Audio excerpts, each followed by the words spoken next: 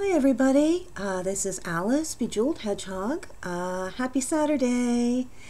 This is a video that I am calling a show and tell rather than a book review because these are some of my vintage and used books that, I can't just give you a link and say go to Amazon and here it is. These are books that primarily came from used bookstores, flea markets, yard sales, eBay. So anyhow, I just thought I would show them to you because last evening, Poet Spice, hi Jamie Lola Tallulah, this is a shout out to her channel. She put up 2 videos where she showed a book haul of used books and she showed some of the most fun retro stuff. I like retro stuff because I am retro. So anyway, I just have a few things because even though you can kind of see a bookshelf behind me, what basically happened is I thought I was going to be moving last year and it turned out that I didn't. But in the meantime, my books had pretty much all been into boxes, and what you see behind me is just what has been pulled out or purchased between then and now. So at some point I'm going to carry my camera around and do a little video showing my extremely funny looking apartment because I have so many books. So instead of maybe doing like a craft room tour, I'll do a boxes of book lined up in front of the furniture tour. But anyway, I do have some that are not in boxes and they are outrageous. Okay, this one is Bernat. This is knitting, I believe. It's just knitting. Oh, the glare keeps getting on it. Bernat Mohair Collection. The original price was $1. I think oh, look at this. No, that was a 10-cent. That was something else. It didn't have a price on it. I think they gave it to me at the Friends of the Library store for something like 50 cents. So anyway, this is just wonderful. The date on it is in here somewhere, 1963. And look at the back. They knit their own coats. This is a knit checked coat. I mean, it looks like tweed, wool or something, and it's not. It's knit. And look at that hat. Oh my. Okay. This is so elegant and pretty. I am not going to have you sit through everything. This would be way too long, but still. Look at those. Oh my, so retro, so fun. I vaguely remember clothes like that. I mean, I was a kid in the 60s, and I remember my mother with that elegant look, and when I was very, very small, it was more the Jackie Kennedy era than the hippie era. So I remember my mother wearing gloves, white gloves to church and putting on lipstick to go to the grocery store. I mean, this is what I look like when I go to the grocery store. Maybe they would have banned me back in the early 60s. I have no idea. But anyway, now this sweater right here, the one with the big fluffy neck and the pattern on it, I actually like. And if I ever lose weight such that it wouldn't take 10 years to work my way through it, I might try making that for myself. I don't even think they have sizes in here for somebody like me. Back in the 60s, people wore girdles all the time. Now look at that little black dress. I mean, you could get away with wearing that today. You could shorten it. Anyway, do they have kids stuff in here? They don't. Well, they have a little bit. But the kids stuff is not really all that exciting. Look at these. Now, I would never knit something like this. I mean, the tiny, the fine gauge and the entire dress. I'm trying to reach for this one right here. Yeah. But that's just fun. Anyway, let's see what else is here. Yeah, this was mainly for adults, but I just think it's cool. And I kind of like this green cardigan right here. Hey, I'm getting good at pointing where I want to. Okay, so much for that one.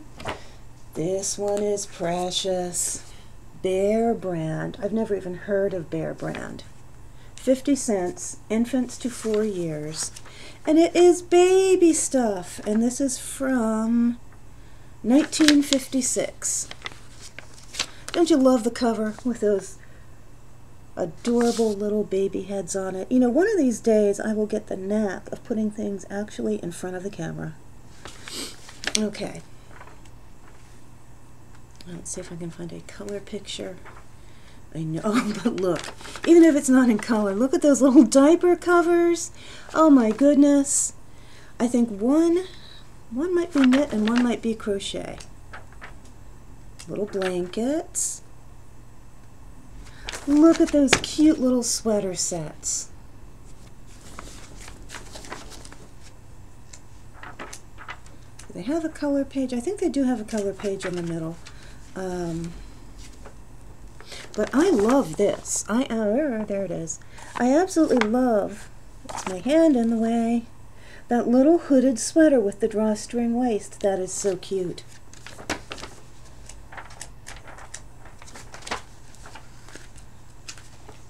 Okay, here's, the color page has of course come out, so I'll just lift it out and show you. That is precious. Sweater, hat, and booties, and it's in kind of a you can't really tell, but it's in sort of a lacy pattern.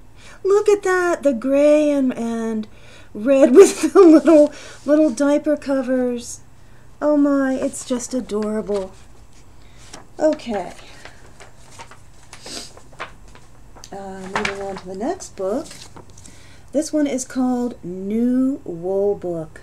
Look at that. Look at those women. Everybody wore girdles back then. Even skinny women were not allowed to have bumps. Now, let's see. This one was 25 cents back in the day, and it's by Dawn and Cloverleaf Wools, neither of which I'd heard of. Burnett, of course, is still around. Oh, the American Thread Company ink. Okay, ooh, this one's 1948. No wonder it's falling apart. Okay, now it just has some not so interesting pullovers, but it does have, and it's funny because they're calling them blouses. If you look at that thing down in the corner, it's called a seed stitch blouse. That is so pretty, but I mean the gauge is so tiny.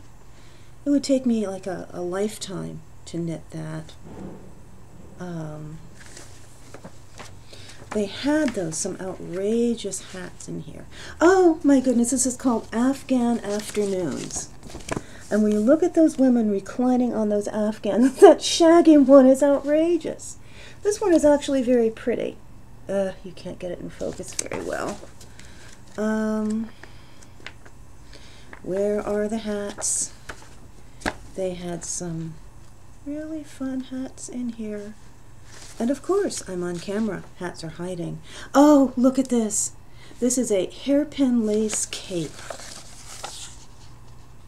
Would I wear it? No. Oops. Now you can, oh, there go the, wow, look, I managed to get it on the camera, kind of, sort of. There. Okay. And if the hats don't pop up fast, we will just move on to another book. Okay. Grrr. Can't find them. That's okay. Alright, the next one didn't even have a cover when I bought it. And it is basically called I Made It Myself. And this was from the library book sale for $1. The library book sales in my area have donated books as well as ex-library books. And this one is interesting. This has crochet and tatting and knitting, and the beginning of each little section will have a how-to, like this one, focusing, has a how-to crochet section. And it has some stuff in here that I actually think is kind of cute. Look at this, small round bag. That is adorable. I like that. And then it has shell envelope bag. Now this is all done in crochet thread and would probably take me, 5 years. But, oh no, this. This is a bedspread Wow! And this bedspread, I believe, calls for 75 balls of something called knit crocheting mercerized bed cotton, which sounds suspiciously like thread to me. I mean, can you imagine? There's the pattern. Can you imagine making a whole bedspread's worth of that? It's beautiful. And actually, my mother's mother did things like this. Grandma did make bedspreads. Just amazing. Here is a cute little star stitch cloche. Let's see if there's anything else in here that is fun. Oh, yes, I forgot about this hat. This is called the rib stitch hat. It is a knit hat. This hat is would be very convenient if you happen to wear a bun on the top of your head. You'd have a bun holder built right in. You know, I don't know. There are some people that could really pull this off. You know, it's like it would make a really striking look. I'm not sure if I'm sort of a chubby little short person like me. I'm not quite sure what I would look like. I think I might look kind of like a bowling pin, maybe. But anyway.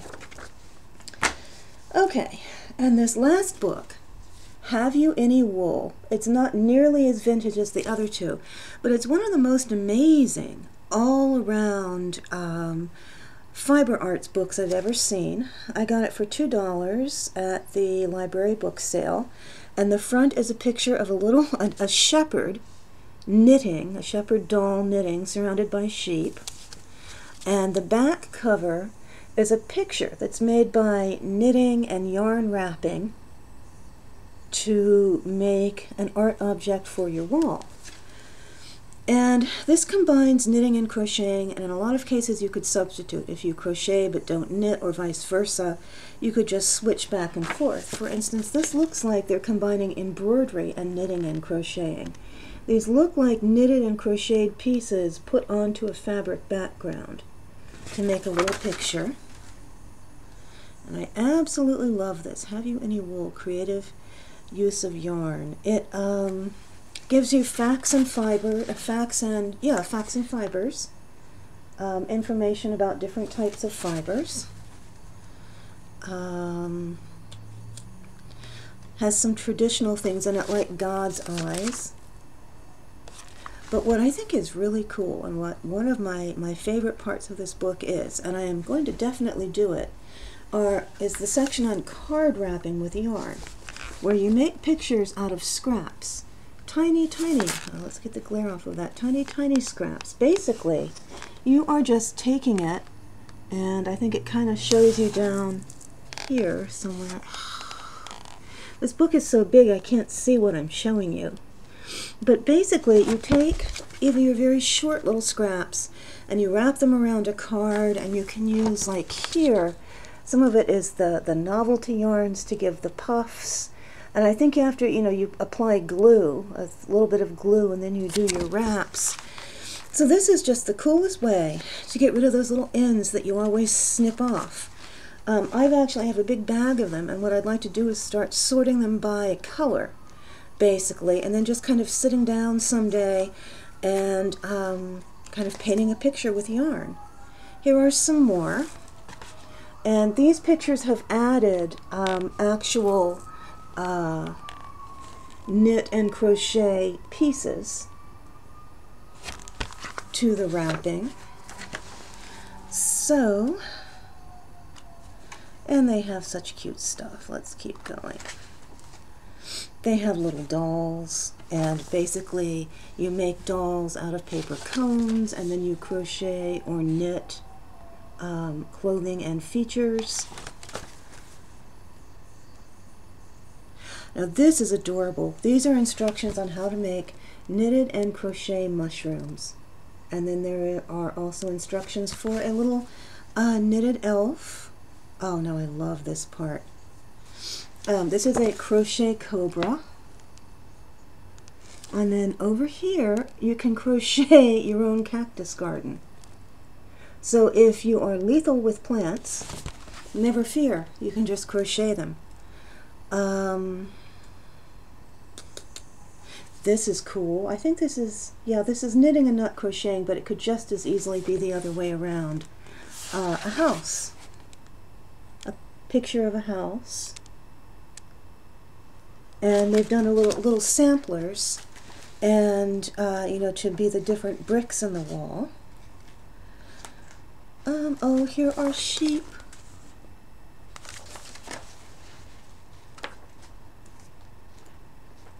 So it's definitely worth it to, you know, go to these used bookstores and library book sales and things and look in the craft sections, because you can find some real treasures. Now this is just showing how if you do front post crochet several rows below, you can make a lot of interesting kind of bleeding into each other patterns with different yarn colors and kind of paint a picture with it. So what, oh yeah, here is more of the concept. This is like freeform crochet, and I didn't realize it was actually that popular back in the 80s. Freeform crocheting, freeform knitting to make pictures. Oh, I think these are all, no, some, I can't tell if they're knit or crochet or not. Most of them appear to be knit, but they're vegetables. Oh, that's cute. And then these are little panels. I guess you could hang them on your wall like a series of pictures.